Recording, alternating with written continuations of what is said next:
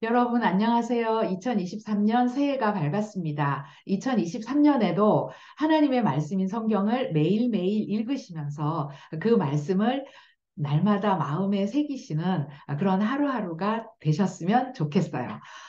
새해 첫 주간인 이번 주간에 읽으실 말씀의 범위는 마태복음 1장에서부터 17장까지입니다. 마태복음은 예수님의 이야기죠. 마태복음은 마가복음, 누가복음, 요한복음과 함께 예수님의 이야기를 기록한 사복음서 중에 하나인데요. 이 사복음서는 네 명의 저자가 예수님의 이야기를 각자의 시각에서 기록한 책입니다. 우리는 마태복음을 읽고 난 다음에 마가복음을 읽을 거고 마가복음을 다 읽고 나면 누가복음을 읽을 겁니다. 그리고 누가복음을 다 읽고 나면 요한복음을 읽을 건데요.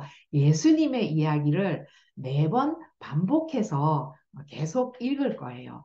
네 번 반복해서 읽으시면 좀 지루하지 않을까 이런 생각도 살짝 드시겠지만 이번 기회에 이 네 명의 저자가 예수님의 이야기를 어떤 관점으로 기록을 했는지 그리고 그들은 예수님을 어떤 시각으로 바라보았는지 이번 기회에 정리하시는 그런 기회가 되셨으면 좋을 것 같습니다.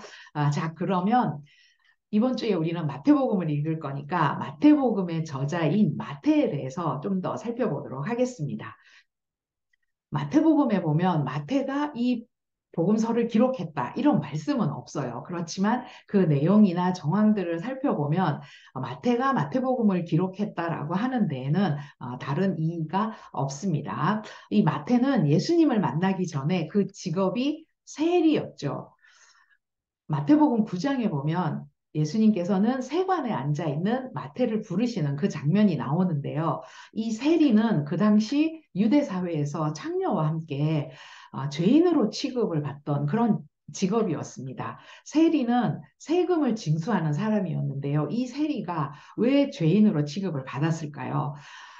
세리는 세금을 거두어서 그것을 어디다 갖다 바쳤을까요? 네, 이스라엘을 통치하고 있던 그 당시 로마에게 그 세금을 갖다 바쳤습니다. 세리들은 로마에 충성을 하는 사람들이었어요. 그래서 사람들은 세리를 싫어했고 또 이 세리들은 세금을 거두면서 더 많은 돈을 걷게 되죠. 그래서 그 돈을 자기들이 착취도 하고 그래서 사람들이 세리를 싫어하고 세리를 나쁜 사람이다, 죄인이다 이렇게 취급을 했던 거예요. 마태도 자기의 직업이 세리였기 때문에 늘 죄의식을 가지고 살고 있었는데 그런 마태를 예수님께서 부르신 겁니다. 마태를 부르시는 이 예수님의 모습, 이 장면을 보면 죄인을 찾아오시는 예수님의 모습을 볼 수가 있죠. 자, 마태복음을 우리가 읽어보면 마태복음 전체에는 유대적인 성향이 상당히 강합니다. 마태는 믿지 않는 유대인들을 염두에 두고 이 마태복음을 기록을 했는데요. 예수가 메시아다라는 사실을 입증하기 위해서 구약의 이야기들을 많이 하게 되는데 구약에 보면 계속해서 메시아가 올 것이다, 올 것이다 이렇게 예언을 했잖아요. 그 구약에서 예언한 메시아가 바로 이 예수님이다라는 사실을 강조를 하는데 마태복음 1장 1절 족보에서부터 마태는 예수님을 유대인의 왕 다윗의 자손으로 오시는 예수님이다. 이 사실을 강조를 합니다. 이렇게 마태복음은 1차적으로 유대인들을 대상으로 해서 기록한 복음서인데요. 그래서 우리가 마태복음을 읽어보면 마태복음에 구약이 참 많이 인용되었다는 걸 알 수가 있습니다. 이사야의 말씀도 인용을 했고 예레미야의 말씀, 호세아의 말씀, 모세오경, 출애굽기, 레위기, 민수기, 신명기 그리고 또 시편의 말씀까지 많은 구약의 말씀들을 인용을 했는데 이 마태복음을 읽는 사람들이 유대인이라는 걸 생각을 하면서 썼기 때문에 이 구약의 말씀들 유대인들은 구약을 잘 알고 있었잖아요. 이 말씀들을 많이 인용을 했는데 여러분도 성경 읽으시면서 마태복음 읽으시면서 마태가 언제 어떤 구약의 말씀들을 인용을 했는지 염두에 두시고 이렇게 이렇게 읽어보시는 것도 좋을 것 같습니다. 결국 마태복음도 잘 읽으시려면 구약을 알아야만 쉽게 이해하면서 읽으실 수가 있는 거예요. 이렇게 해서 마태복음에는 1장에서부터 3장 12절까지 예수님의 탄생과 예수님의 공생의 시작하기 이전까지의 이야기를 기록을 하고 있습니다. 그리고 3장 13절부터 예수님의 공생의 이야기를 기록을 하고 있는데요. 예수님은 세례 요한에게 세례를 받으시면서부터 공생애를 시작을 하게 되는데 예수님은 3년의 공생애 기간 동안 많은 기적들을 행하시고 또 병자들을 고쳐주시고 가르치시고 설교도 하시고 공생애 기간 동안 이런 사역들을 하시잖아요. 그런데 이 마태복음에 보면 특히 예수님의 설교가 많이 나와 있어요. 마태복음 5장에서 7장까지 우리가 잘 아는 산상수훈의 말씀, 정말 보석과 같은 그런 말씀들을 예수님이 설교하셨고, 그리고 10장에도 보면 예수님이 12제자들을 복음 전파하라고 파송하시면서 하시는 설교 말씀이 나와 있어요. 그리고 13장에도 천국을 비유를 들어서 설교하시는 그런 말씀이 나오고요. 이번 주에 우리가 읽을 범위는 아닌데 18장에도 보면 용서에 관한 설교들, 그리고 23장에서 25장까지는 종말에 관한 설교들을 예수님께서 하십니다. 이런 예수님이 하신 많은 설교들을 마태복음은 기록을 하고 있는데 특히 5장 산상수훈의 말씀에 보면 이런 표현들이 여러 번 반복되어서 나옵니다. 너희가 들었으나 나는 너희에게 이르노니, 이런 말씀들이 여러 번 반복해서 나오는데요.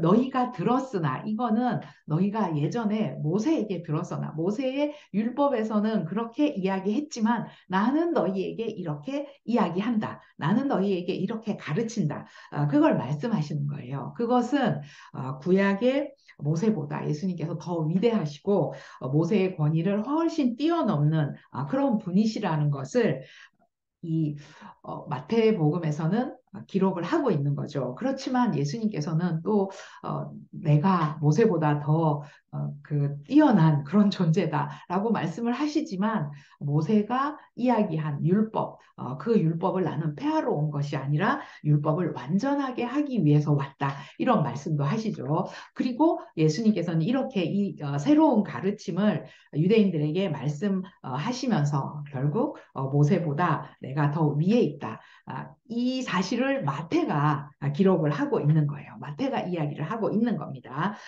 이렇게 마태복음은 유대적 성향이 강한 그런 책임 반면에 또 예수님은 만민의 메시아다라는 사실을 강조하고 있습니다. 예수님의 탄생 이야기, 마태복음 2장에 보면 예수님이 탄생했을 때 동방에서부터 박사들이 와서 예수님을 경배했죠.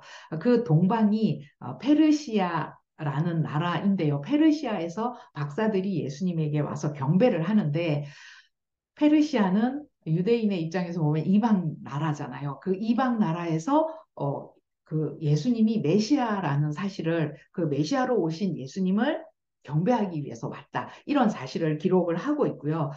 그리고 마태복음 21장 43절에 보면 하나님의 나라를 너희는 빼앗기고 열매 맺는 백성이 받을 것이다, 네, 그의 나라를 빼앗아서 다른 이들에게 주겠다, 이런 말씀이 나와요. 그 예수님은 결국 만민의 메시아라는 거죠. 유대인만의 메시아가 아니라 만민의 메시아라는 사실을 이야기합니다. 그리고 또 그러니까 만민의 메시아니까 만민에게 이 예수님이 메시아라는 사실을 전해야 한다라는 것을 마태는 분명히 이야기하고 있습니다. 그리고 또 마태복음 읽어보면 16장에 교회라는 단어가 나오는데요. 성경에서 교회라는 단어가 제일 처음 나오는 데가 이 마태복음 16장이죠. 예수님은 내가 이 반석 위에 교회를 세우리니 음부의 권세가 해하지 못할 것이다, 이런 말씀을 하시면서 이제 교회 시대가 올 것을 예언을 하는데, 이 교회 시대에 복음이 전파되잖아요. 복음이 전파되어야 한다라는 그 사실을 말씀하십니다. 그리고 마태복음 마지막 장 28장에 보면 너희는 모든 민족으로 제자를 삼아서 이 말씀을 가르치고 지키게 해라, 이런 지상 명령의 말씀을 하시는데, 결국 마태가 이야기하고자 하는 거는 복음은 특정한 사람, 특정한 나라의 자에게만 주어진 것이 아니라 믿는 자에게는 누구에게나 모든 사람들에게 주어지는 것이다 라는 것을 강조하고 있습니다.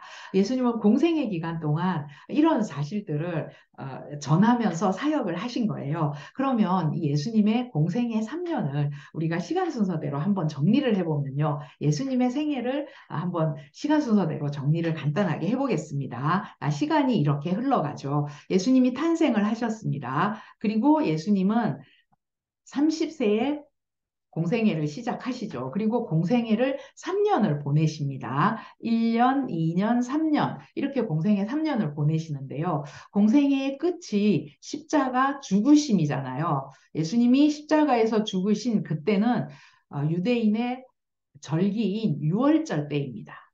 6월절 때 예수님께서는 십자가에서 돌아가시는데 예수님은 공생의 3년 동안 모두 4번의 유월절을 보내시게 됩니다. 30세에 공생애를 시작하셔서 이때 첫 번째 유월절을 보내시고 그리고 두 번째, 세 번째 유월절 그리고 네 번째 유월절에 십자가에서 돌아가시게 되는 거죠. 이렇게 예수님의 공생애를 시간 순서로는 우리가 유월절을 기점으로 해서 정리를 할 수가 있습니다. 이번 주에 읽으실 범위 14장에 보면요. 세례 요한이 죽는 세례 요한이 참수당하는 그 이야기가 나오는데 세례 요한이 참수당할 그때가 세 번째 유월절이 다가오는 때입니다. 세 번째 유월절, 예수님의 공생에 2년이 벌써 지난 거예요. 그리고 오병이어 사건이 나오죠. 오병이어 사건은 예수님이 세 번째 유월절에 행하신 기적인데 오병이어 사건 이후에 예수님은 6개월 동안 6개월 정도 갈릴리 변방 지역을 다니시면서 은둔 생활을 하십니다. 사람들을 피해서 세례 요한도 죽고 분위기 냉랭해졌잖아요. 그래서 사람들을 피해서 갈릴리 변방 지역으로 다니시는데 그렇게 다니시다가 네 번째 유월절 십자가 죽음을 6개월 앞두고 그때가 초막절인데요. 유월절과 유월절 사이에 초막절이라는 절기가 있습니다. 이 초막절 때 예수님께서는 예루살렘으로 가십니다. 이때 예루살렘 가시는 것은 십자가 지시기 위해서 가시는 거예요. 우리가 이번 주에 읽을 17장까지의 범위가 여기까지예요. 예수님의 공생의 3년 중에 2년 반을 이번 주에 읽게 되는 겁니다. 이렇게 시간 순서대로 예수님의 공생애를 정리하시면 되고, 그리고 그러면 예수님께서는 첫 번째 유월절, 두 번째 유월절, 세 번째 유월절, 그때 어느 곳에서, 어느 장소에서 사역을 하셨나, 공간적으로 사역하신 장소를 또 정리해 볼 필요가 있겠죠. 그래서 지도를 보시면 여기가 유대 땅인데요. 이 유대 땅을 확대한 지도를 보시면 이렇게 생겼습니다. 여기 예수님 당시에 유대 땅은 갈릴리, 사마리아, 유다 이렇게 크게 세 지역으로 구분을 할 수가 있는데요. 예수님은 이 갈릴리와 예루살렘에 있는 이 유다 땅을 왔다 갔다 하시면서 공생의 3년 기간 동안 갈릴리와 유다 땅을 왔다 갔다 하시면서 사역을 하십니다. 그러니까 예수님의 사역은 시간적으로는 유월절을 기점으로, 공간적으로는 갈릴리 사역과 유다 예루살렘 사역으로 이렇게 나눌 수가 있는 거죠. 자, 그래서 다시 한번 정리를 해보면요. 예수님의 공생의 사역은 시간적으로는 유월절을 기점으로 4번의 유월절 때 어떤 사역을 하셨는지, 그리고 이건 시간을 나타내는 거고요. 그리고 공간적으로는 예수님께서 어디에 계셨는지, 갈릴리 지역에 계셨는지, 유다, 예루살렘 지역에 계셨는지, 공간적으로 또 이렇게 예수님의 그 활동하신 사역 장소를 이렇게 정리를 해보실 수가 있습니다. 시간과 장소, 공간을 이렇게 구분하시면서 여러분 이번 주 범위를 읽으시면서 이게 예수님 공생의 몇 년째인지 생각하시면서 이렇게 읽으시면 되는데요. 성경에는 예수님의 공생의 1년째다, 2년째다 이런 표현이 없어요.